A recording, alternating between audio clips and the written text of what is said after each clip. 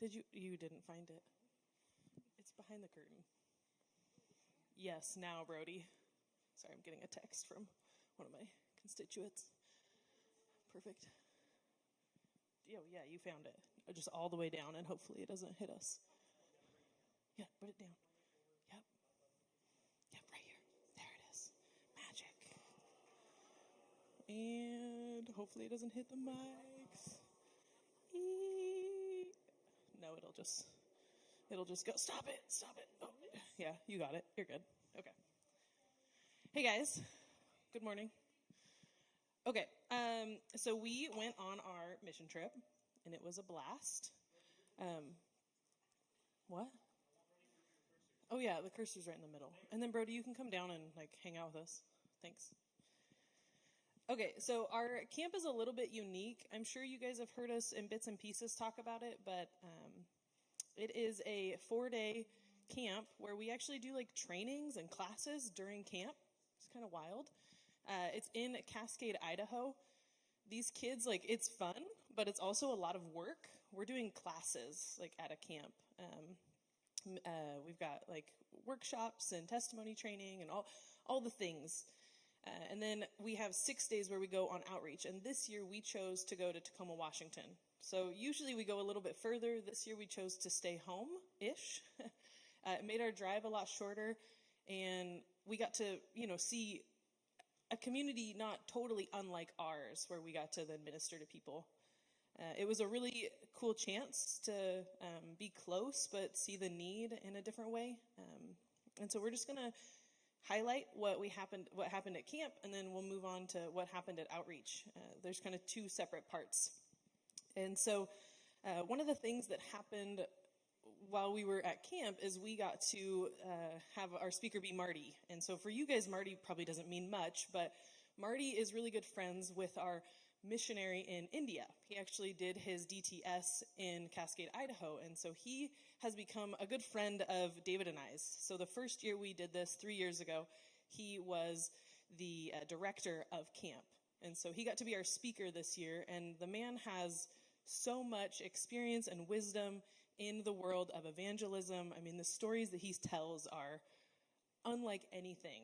He is experiencing God moving in big ways all over the world. And so he got to be our speaker. And one of the things is, these two, do you guys want to stand up and share your shirts? Look at this. Look at these cool shirts they gave us for camp this year. All right, you guys know the verse? Does anyone know what verse that's from? Yeah, but do we know what chapter of a book it's from? Psalm 34. Okay, so that's verse 8. Oh, cool. Awesome. Yeah. So, verse 8. And then I'm going to have one of our students just read the whole chapter of Psalm 34. And so I'm going to pass it over to Leah. I will extol the Lord at all times. His praise will always be on my lips. I will be the glory in the Lord. Let the affiliated hear and rejoice. Glorify the Lord with me. Let us exalt his name together. I sought the Lord, and he answered me. He delivered me from all my fears. Those who look to him are radiant. Their faces are never covered with shame. This poor man called, and the Lord heard him. He saved him out of all his troubles. The angel of the Lord encamps around those who fear him, and he delivers them. Taste and see that the Lord is good. Blessed is the one who takes refuge in him. Fear the Lord, you his holy people. For those who fear him lack nothing.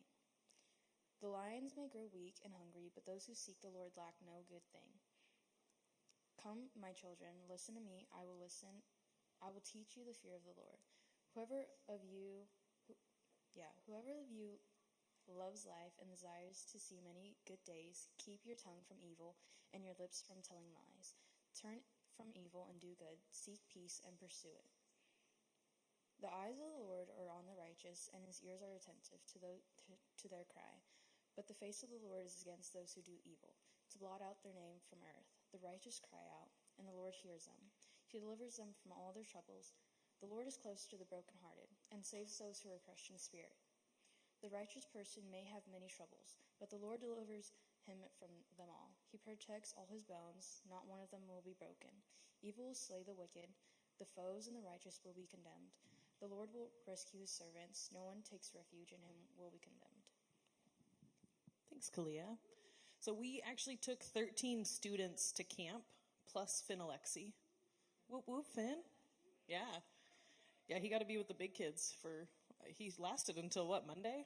It was a long time he was gone.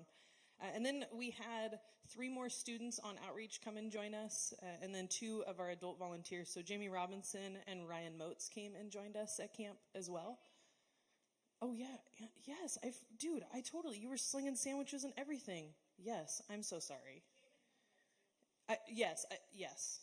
It's because I said 3 students, and again, he's like a Finn Alexi. He's not quite there, but he is. He's one of our younger epic kids. So, sorry, Connor. Forgive me. I mean, yeah. Okay, thanks. He has to, right? Yeah. And so it was a cool opportunity because we got to have students and kids and then some adults come and join us in Tacoma. So I'm going to have these students say their names just so, you can meet them. But there was more that came that couldn't be here today. Just your names? Yeah, you can say your name and your grade or whatever. Okay, I'm Kalia. I'm Hayden. I'm Jenna. I'm Alan Jones. I'm Jude. I'm Maya. I'm Brody. I'm Finn. Finn. I'm David.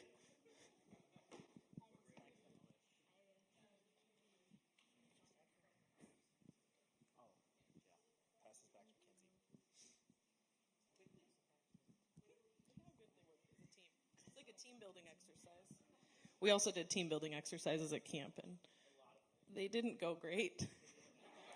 I don't think it was us. I think some of them were actually impossible. David and I were like, no, we got this. I was like, I know you can do impossible things, but this actually feels quite impossible. Okay, so Marty used Psalm 34 to then share that we can taste God's goodness.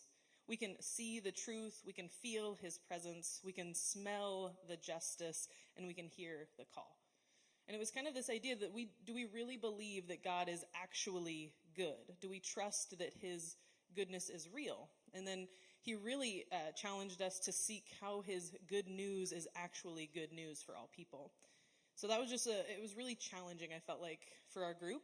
It was a little bit deeper dive than some of the years previous, and I was really proud of these guys.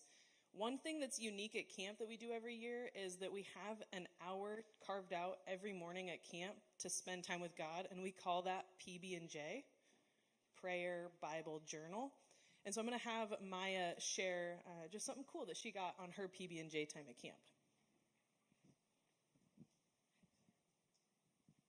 Okay, so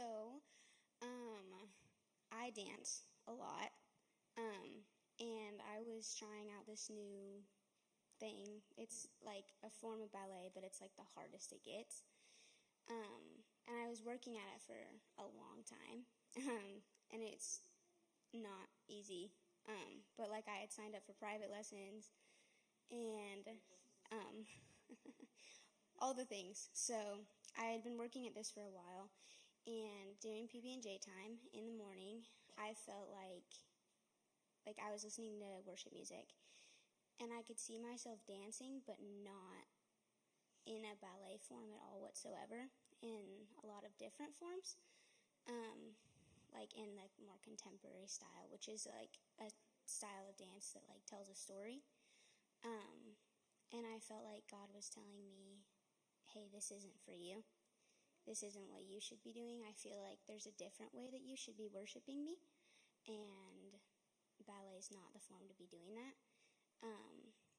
And I got this like image of me and God dancing together in heaven, and like another one where I was dancing on a stage and I was doing ballet, like the style that I'd been working at, and it kind of looked dead, like not very interesting, not very fun. Like I didn't look like I was having a good time. And then there was like another one where I was doing contemporary, and I was like, there was like this like mist of like glow around me. And I felt like Jesus was really speaking to me that there's a different way for me to be worshiping him, and that's through different forms of dance. So that was mine. But yeah.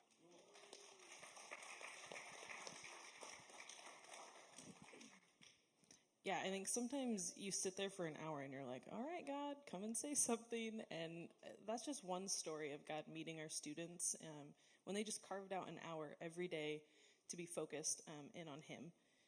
I have a PB&J little thing too. So we were reading out of Psalm 34. I have my electronic Bible, and I go to click on 34, and I accidentally click 24. And I was like, well, knowing God, this might not be by total accident. And so I start reading it, and I was like, it was things I had journaled and we had prayed about in different sessions and things, and it just fit perfectly, just how God ordains things in the way he does. And then that same day, our speaker actually shared from that chapter. And I was just like, what is happening? It was just really wild. Again, where I start to question, why do I get so surprised when God shows up, right? He is the God that shows up. And yet here I am, an adult leading these students. And I'm like, whoa, God, you're crazy. And he's like, no, this is just actually what I do. Okay, so another thing is Marty led us through something, and I'm going to have Alan kind of walk us together in that, okay? So here you go, Alan. I'm going to stand up for this, so I can kind of pace and, yeah. Just this will go. Okay, I won't get too close. I don't want to block you. So Marty had us do this session, or throughout this whole session and stuff, like hearing God in part, and he was like asking us to kind of like just listen. And so he read Psalms 46:10, be still and know that I am with you, that God is with you. And so he had us do this exercise where he just, and I'm going to walk you guys through it. And so we're all going to close our eyes, and we're just going to sit here and just like be silent. Just try to push every thought away in your head and just pretend like you're just sitting there, right? And just remember a moment where you just felt very close to like God or the Holy Spirit and just like Jesus, and you could just feel his presence like all over you and all around you. And then I just want you to sit there in that moment and just sit there. You're going to look for where you see God. Where is he? Is he sitting there? Can you just like feel him? And then once you find him, you're just going to sit there and ask him a question. God, do you have anything you need to tell me right now? And just sit here for a second. Just ask him that question.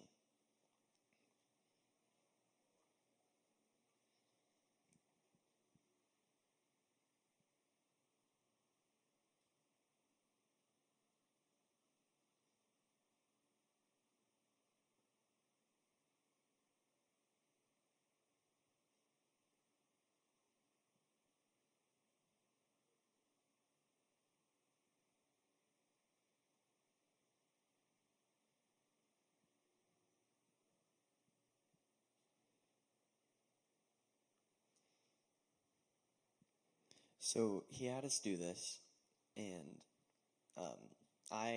this was one of the first times like I really felt like I could hear him, like I could really tell like, okay, this is like God, I know this is him talking to me. This isn't just like my head or something.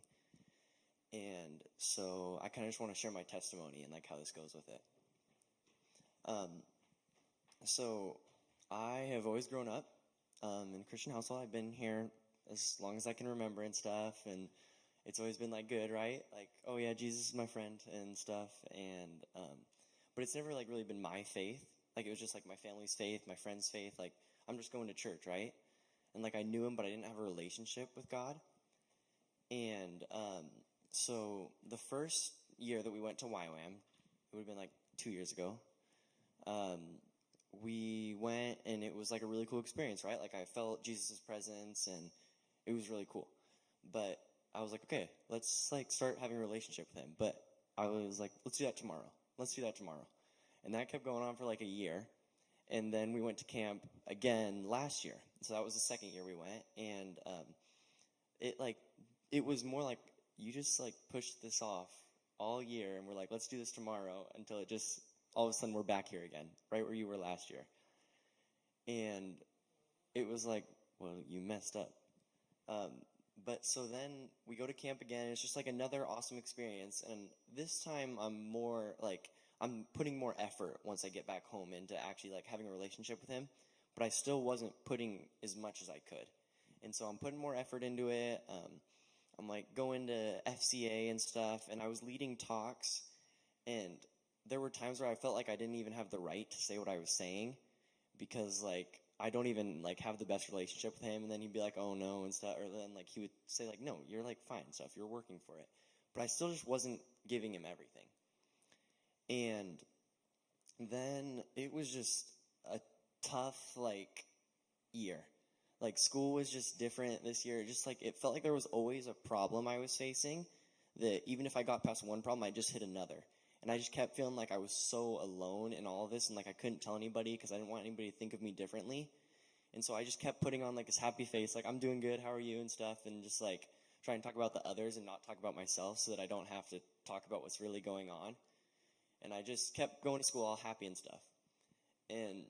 But I wasn't like happy. I would get home and I'd just be like, I don't understand what is going on right now. I just don't feel right. I remember one time at like track practice, we were just doing high jump, and then I was just like not feeling it, and like the teacher, or Coach Prothero, could tell, and he like gave me a hug at one point. He was like, is it okay? And I was like, not really, but I just think I need to go home. And he was like, okay. And so I went home, and so this just keeps happening where like I just keep feeling like I'm not like feeling right. I'm not feeling good. And I'm like working hard to like have a relationship and stuff with him, but I'm not really getting a lot farther. And so we go to camp, and Marty does this exercise with us that we just all did. And the moment for me was in 2020 when my aunt passed away, Christina, and we were driving home. And I'm just sitting there in the car, and this song plays on the radio, "See a Victory" by Elevation Worship, and it's just saying that like I'm gonna see a victory, like no matter how bad this thing seems it was, like God is gonna use it for good. I'm going to see a victory from this, and that was where like I really felt God's presence. So that was the moment I went back to when Marty had us do this exercise, and I just felt like Jesus was just sitting in the seat in front of me, and like I asked him, "Is there anything you need to tell me?" And he was like, it's going to be okay. You're going to be okay. And I was like, well, yay. That's a great answer. But it also does not answer my questions at all the problems I've been having.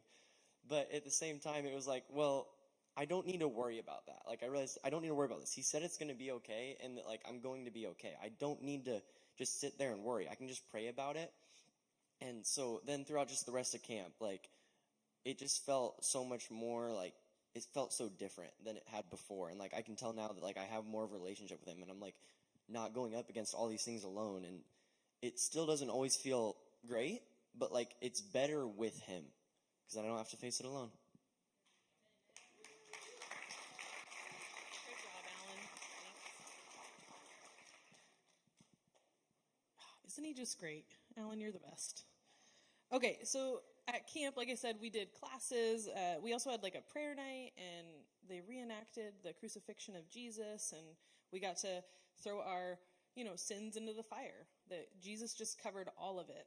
We had testimony night at the fire again, and so I just was going to have David share. Finn left the building, or hopefully just, hey Finn, do you want to come up for this part? And then you can sit back down. I know this is long, and camp was long. Great hustle.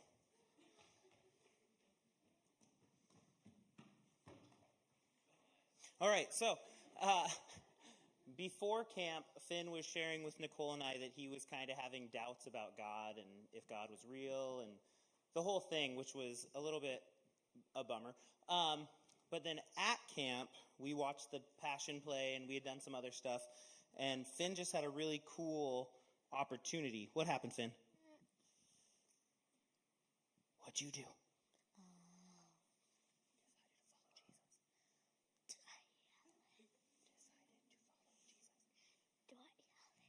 No, you can just say it. You don't have to yell it. Or you can not be on the mic and yell it. Or you can, yell it. do it? All right, great. So, microphone. I decided to follow Jesus. Yeah. So we watched the. Okay, get out of here. So we watched the Passion play, and after we watched the Passion play, Marty just said that, the Bible says that if you declare with your mouth and you believe with your heart that Jesus is Lord, he is, right? And so he said he wanted to make that opportunity available, and nobody moved. Like, everybody's just sitting there. And Finn leans over to me and he goes, when do I say it? And I was like, well, buddy, whenever you're ready, if you want to say it, you can just say it. And he goes, do I yell it? And I said, however you want to say it. And then he goes to stand up and Marty starts talking again. And I'm like, not yet, wait. And so Marty's just like, I'm going to give it a little bit longer, et cetera, et cetera. So then Marty stops, and then Finn stands up, and he's got like a quiver in his voice because he's very nervous because this is a big decision. If you know Finn, he is very, he's Finn. So he thinks deeply about stuff like this. This was not like I'm a little kid that wants attention. This was like he made a decision. He's still not sure if it's right, but he's going to declare it. And so he says it, and then everybody in the camp starts weeping. And it was really cool. It was very powerful. And then he and I had a conversation, and I was like, buddy, I know that you said that you had doubts. It's okay to still have those doubts. Like, it's not going to it's going to get easier as you go.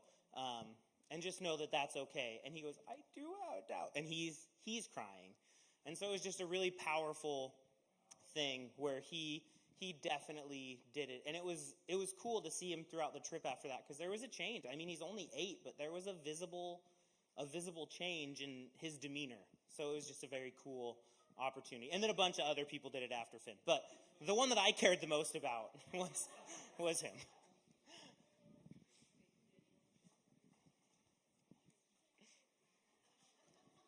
You said you were going to share about the camp? Yeah, about a camp. Hey. So I wasn't here for like the whole trip, but I showed up for like 2 days. So I want to share my last year's experience. And as we were like around the fire pit, I just got like a sudden urge to like share my testimony. And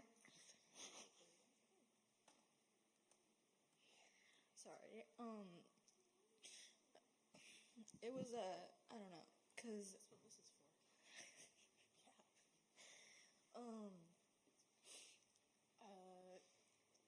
last year was like my first time getting like in this kind of stuff, and it was just like a moment that like really helped me like build my relationship with God. And just like the fire pit where all of us were just like together, like sitting around the fire and stuff, was a really big moment for me, because I just felt this like sudden urge to like tell Kins that I wanted to share my testimony and then tell people my experience and like my life and stuff. And it was just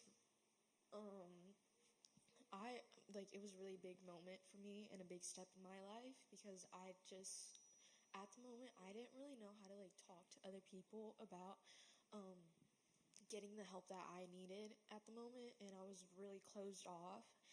And it just was a really big helpful time in my life, because there was like difficult moments where I just didn't know how to really say it at the moment, and I was just able to find the words.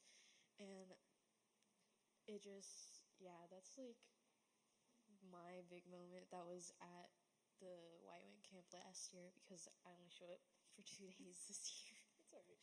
Jenna, did you want to share about prayer night?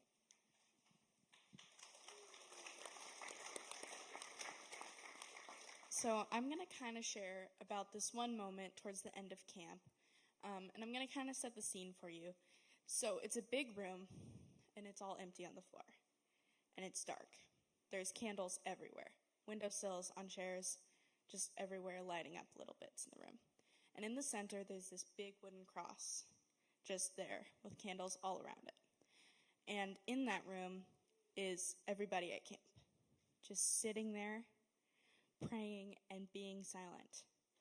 And that was just a very cool moment for me, because I could just sit there and I felt safe. And I felt like I could just enjoy myself and pray. Thank you. Jenna got a little teary-eyed there. No, prayer night is really special. The requirement, they make a requirement, is you have to be there for an hour. And most of our students stayed until way after bedtime. We were there for a long time praying, and it's cool because I've shared this in years past, but it always just blesses me so much you see people just sitting there praying, and then you just start to see one by one each student getting up and praying for each other. And just what a powerful moment that they're really the body. It's not like we have to go in there and be like, we're the adults praying for the students, but I had other students coming and praying for me, and it was just really, really awesome. Are there any other stories from camp that anyone wants to share? It's okay if not. You have one more? Yeah,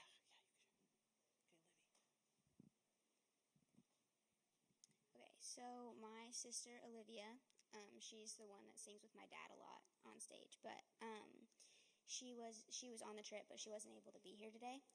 So she had some things in her notebook that she wanted us to read to share with you guys. So this is one from camp mostly.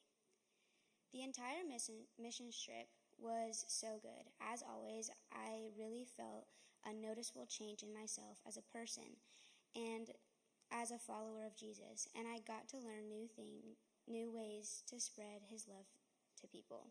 During training in Idaho, I was really worried and stressing about how I was ever going to live up to my expectations and how to become the perfect Christian. Then, all the thoughts stopped. And Jesus told me, "You'll never be good enough." That was hard for me to hear, but really helpful and made me focus on the good I was doing instead of everything I should be doing.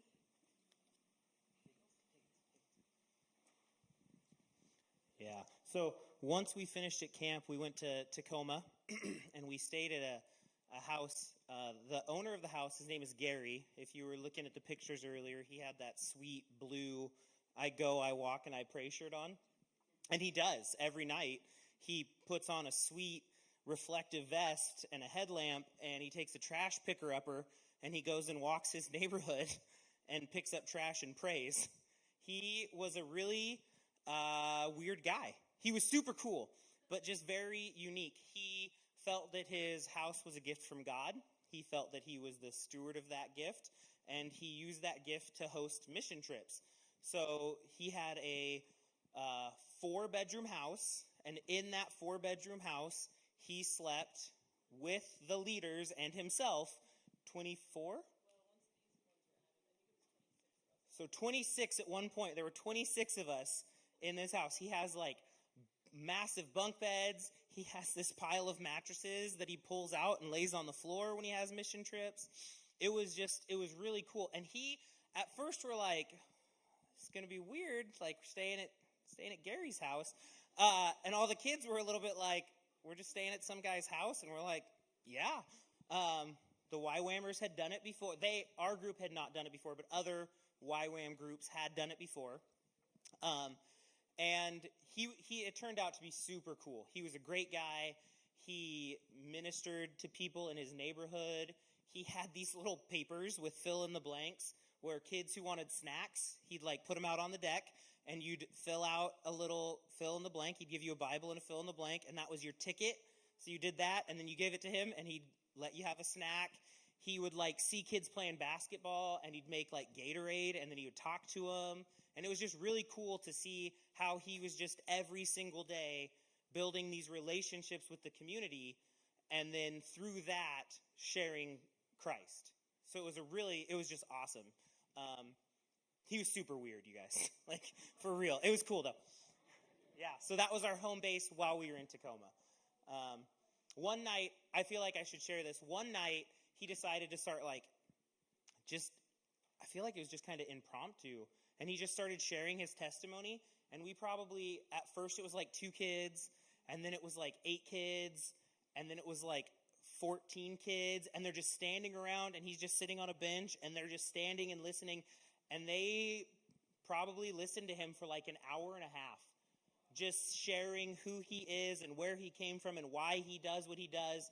And it was just super cool. not a word. They're just sitting and listening and absorbing this story, and it was really cool to watch. It was really cool. He was a weird guy. Okay.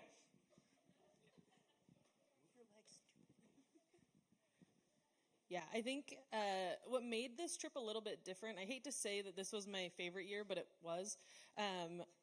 I think some of it was that we were so close in proximity. When you're in a house, it's a little different than being in like this mega church where you get to kind of spread out and each group's kind of doing what they want. We were like forced to be together. And so it really created unique opportunities to like get close. And we didn't have time to be fake and do whatever we wanted. We had to be authentic and real with each other because we were like worn out and tired. And he just blessed us. He also was the coolest too because he says, one rule I have, we're like, uh-oh, here come the rules. And he's like, do not do any dishes. And so Gary did the dishes the entire trip for us. I just like, who are you, Gary? How can we have more of Gary? I don't know. He's really, really cool. So I think that made our trip a little bit different. And then David and I have been leaders, doing this for 3 years now. And that PB&J time at camp is precious. And sometimes we get to outreach and then we get busy and real world kicks in and you stop. And this year we told our YWAM leaders, we said, hey, we've got to make that PB&J time on outreach a priority. And so every day at camp or on outreach in Tacoma, we were setting aside the time. And I think that along with Gary's house being so tight and crammed quarters really made our trip different. And so Saturday was our first day. We got to go do outreach. And so we went to car show in Gig Harbor. We went to downtown Seattle, and then we went to the Tacoma waterfront. So we were kind of everywhere that day. Does someone want to share about that? I think Jenna, we had you downtown. Yeah. Okay. So this is kind of a funny story. It's a really funny story. It's not about me. It's about our friend Justice. He couldn't make it today. So we were down at Peg's Place Market, and me, Justice, Riley, and one of our YWAM leaders, Sophie, were looking at these fidget rocks. They have a thumbprint in it, and you can kind of just fiddle with it in your pocket, just play around with it. And Justice found this one that said WTF. And he said, I could use this for evangelism, because it could say, who's the Father? Or, where is the Father? He bought that rock, and later in the day, we were near the water on the little deck area, and he walked up to this older gentleman. He described it all to us. He walked up to this older gentleman, and he said, do you know what this means?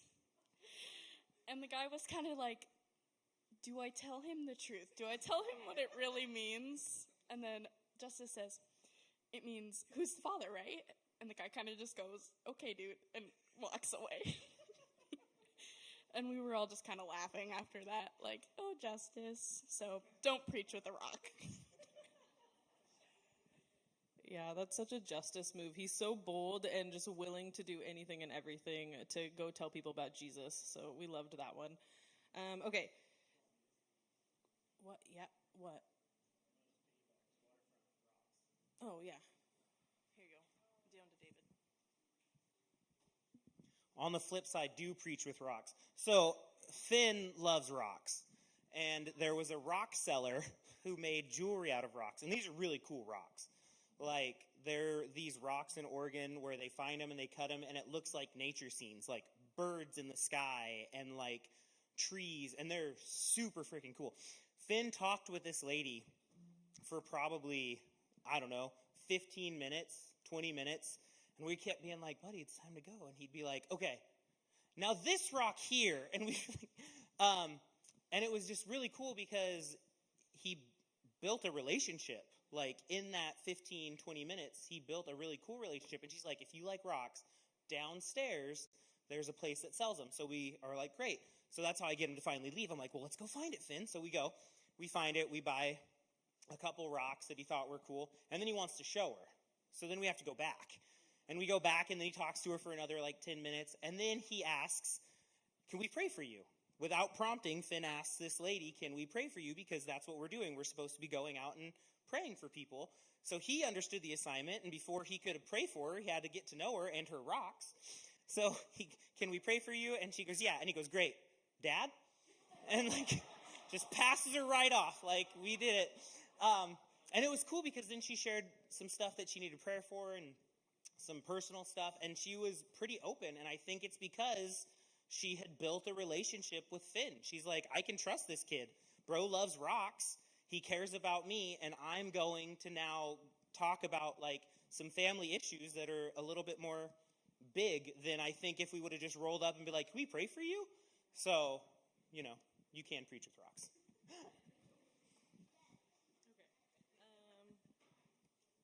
Do you want to share the car show story one?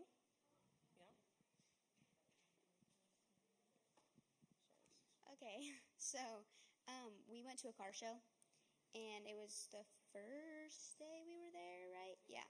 So it was the first outreach day, and we went to this car show to go walk around, to go pray for people, right? And we did this thing called a treasure hunt prayer, which is where everybody in our group just kind of like sits there, and then like you ask God, like, what should I be looking for? Like, simple things, like, what color should I be looking for? Should I be looking for a pair of shoes? Should I be looking for the gender of the person? Should I be looking for a hat, glasses, like, just simple things like that. And I got a bright orange shirt, old man with glasses and a hat on. And one of my friends, who's not here today, got an older man with dark shoes on. I think it was a light blue shirt, a hat, and glasses. And then my sister got an umbrella. And Kins, like, we hadn't even, like, asked to be in a group together, but Kins was like, how about you three get together in a group? We were like, okay. So we go out, and so we're sharing, like, what we all got so to know what we could be looking for. And we found this guy with a bright orange shirt on, dark shoes, a light blue button-up over the orange shirt, glasses, a fishing hat, which was a little bit more descriptive of what my friend was pointing out, and he was standing under an umbrella. And so that was kind of like crazy because it was all of the things that we had prayed for in like one person. So we got to pray for him, which was really cool, and it actually turned out that he was the pastor at a church that we worked at for like 3 days. So that was pretty cool, but yeah.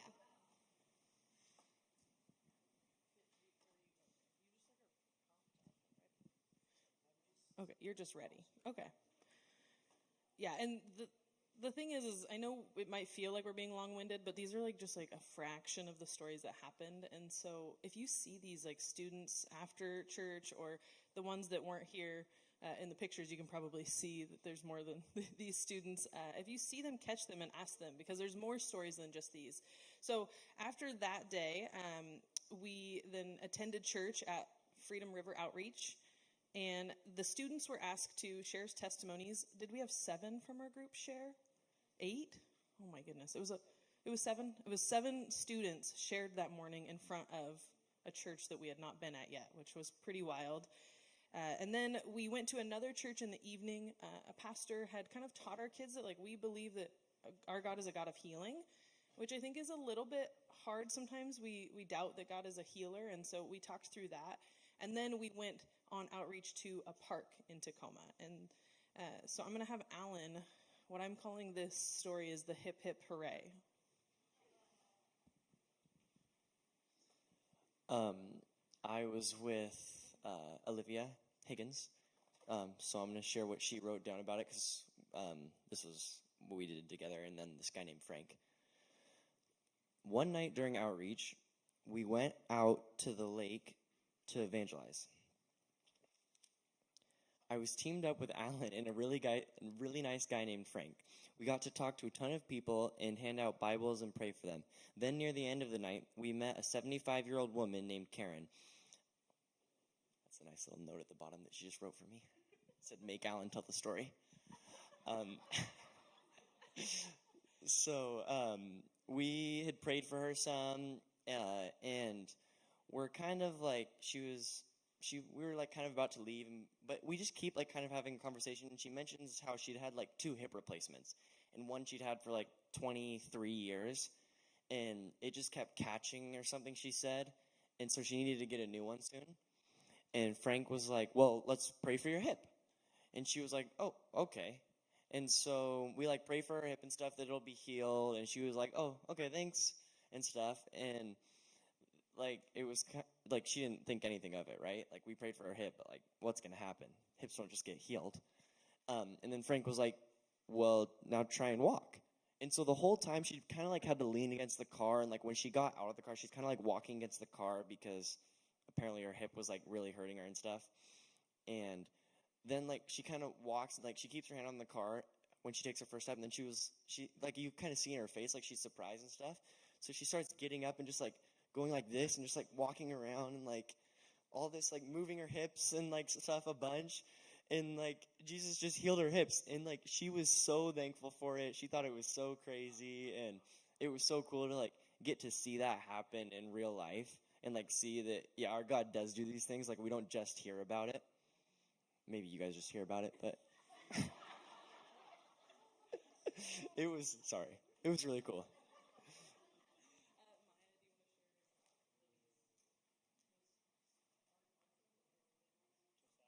no, that's for Hayden. Hayden's got that. Oh, Hayden's sharing that one. Okay, find it for Hayden. He's going to share. Our group got to spend our last couple days. Wait, oh yeah, this is Livy's.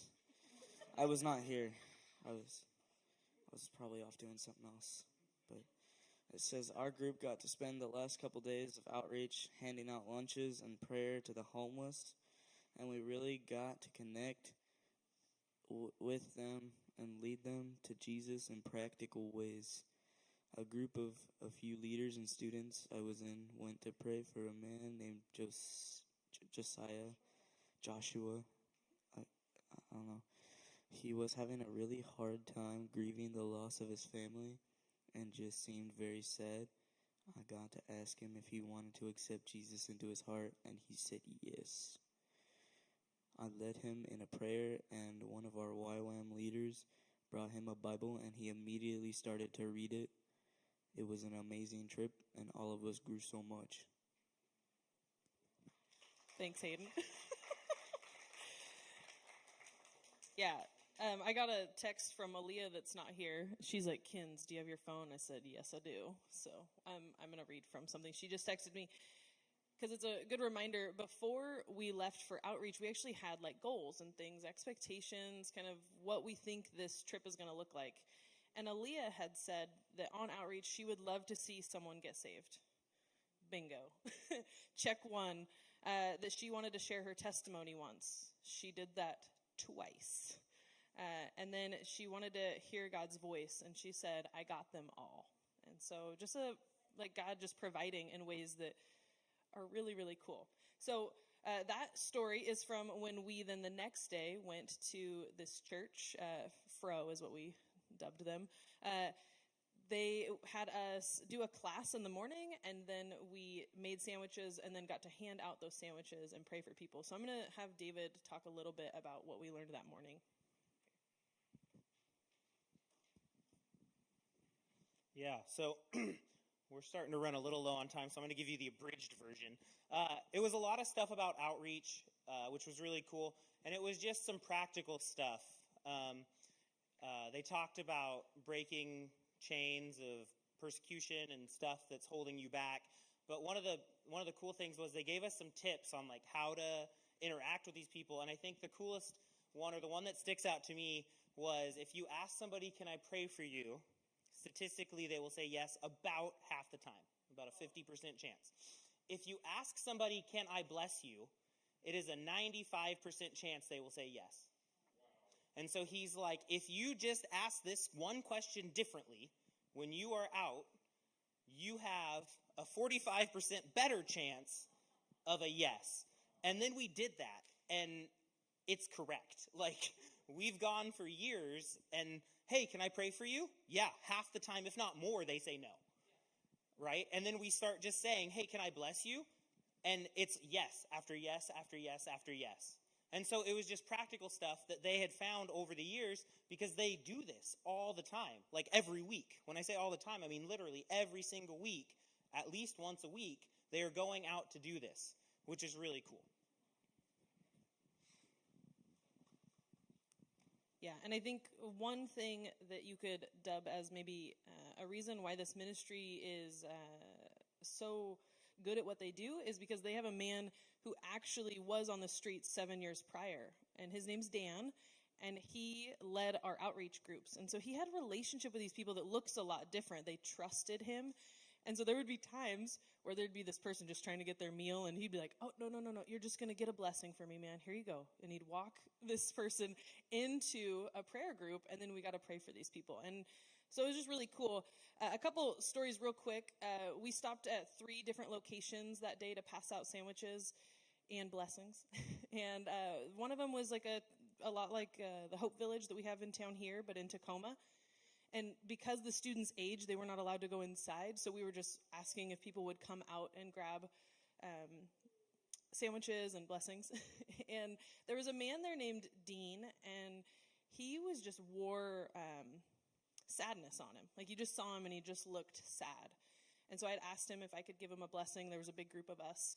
And he had said that morning he had considered, how do I censor this? I don't think I do. Okay. He had considered taking his life that morning. And he was really descriptive in the way. And he just was like, maybe I don't have to. And it was because God was there showing him that he's real and he cares about this one guy. And then we got to see him again because we went back the second day. But it was just really powerful. You go, I can see that you're sad, but I didn't know you were that sad. I didn't know that it was that bad, that you had thought about, being gone for real. And I think God, allowed us to be a part of changing that man's story. So it was pretty cool. And then we showed up at the last location, and I think was it over 100 sandwiches that we passed out? It was a lot of food. And we gave this one woman named Tony a bag, and I just asked her, how's it going? And she's like, it's not going good. And we asked for a blessing, and I said, well, what can we pray for you for? And she had said she had lost her husband just like 3 years prior, and she lost everything after that. They owned a construction company, and then she just lost it all. Everything was gone in her material possession, and she just had no hope. And so we're praying, and I'm like, gosh, I don't have anything that relates to this person's story other than my mother-in-law passed away 9 years ago. And I say, I know what loss feels like, but your loss is greater. And I said, but I have a student who shared her testimony about being disappointed, that sometimes we feel like we're disappointed in who God is and what he does. And it was Aaliyah's story, and she talked about when she lost her mom, how she was really disappointed that it didn't turn out how she thought it would. But a little bit like Alan alluded to, our God does things anyway. He makes good out of bad situations. And she heard from a different pastor that there's sometimes people are like, oh, all things happen for a reason. And this pastor was like, I don't think all things happen for a reason, but I think God makes them good anyway. Right? And so it takes the blame off of God for things that are not his purposes and plans. And so she was able to have hope now because she saw that there was still good, but it wasn't because God killed her mom. It was cancer. It was this world. And so I'm praying for this woman going, man, it would be really sweet if Aaliyah was here, but there's, 20 some of us back over here on this highway. I'm like, oh, it'd be really cool. And I'm like, there's this really cool student. If I just go and Aaliyah had just randomly walked up right behind me in that moment and then shared her testimony with this woman named Tony. And it was just like, oh God, you're so good. Because it was exactly what I needed. I couldn't tell it. And then Aaliyah got to do her thing, and it was on her list to share her testimony. I didn't remember that, it was really cool. So then Tuesday, we go back to this Fro church again, and they do something called Original Design Prayer. And it's all about asking Holy Spirit to tell us things that we are and not that we're not. And so each student and us leaders all got to sit at a table with 2 or 3 adults, and they pray. They don't talk to us. They pray, talk to God, hear things, write it down on a piece of paper, and then present those to us. And each kid got to do that individually. And I don't know if anyone wants to share about that time. Does anyone feel like they could? Yeah, Jude? You going to be brave? Okay. I didn't really, how do you say this? There wasn't like a story to it, but when we did the original design prayer, we got into this room, like they would pray for two people at the same time, and then everyone else went up into this room, and like it was like the prayer night kind of. And if you know me, crying's not really my strong suit. That's not something I do very much. And I felt God, and I cried, bawled my eyes out for 2.5 hours. It was terrible. This is the weakest I ever felt in my life. Like, Mackenzie had to help me stand up. It was terrible to go to the design prayer. But it was amazing at the same time. It was awesome to feel God's presence.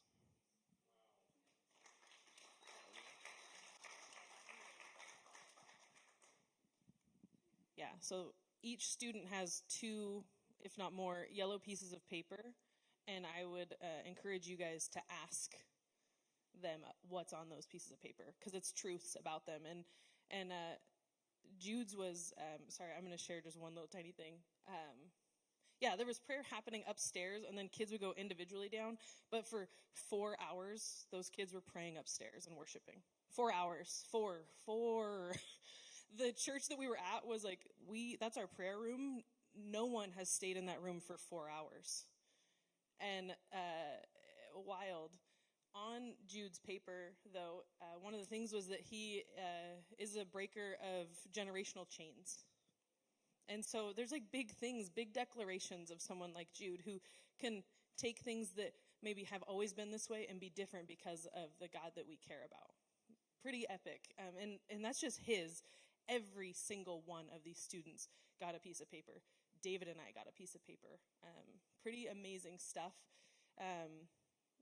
So I'd encourage you to just ask, different students about their story. I think it was impactful for everyone. David kind of learned how to do it, so of course he's pretty epic. Livy's texting me. Hers is bookmarked if you want to read her original design.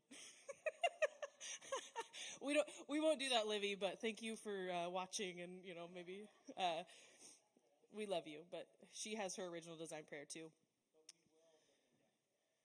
Yeah. So we also, the partnership that we got with Fro is, I think, going to be lasting. Their pastor John was just incredible, and we were like, we'd really love to see original design prayer happen here in Longview Kelso, because it's just truths about who you are, and then you use those to break your strongholds, and it's more than just this piece of paper. They pray for who God, God knit you together in your mother's womb. Yeah.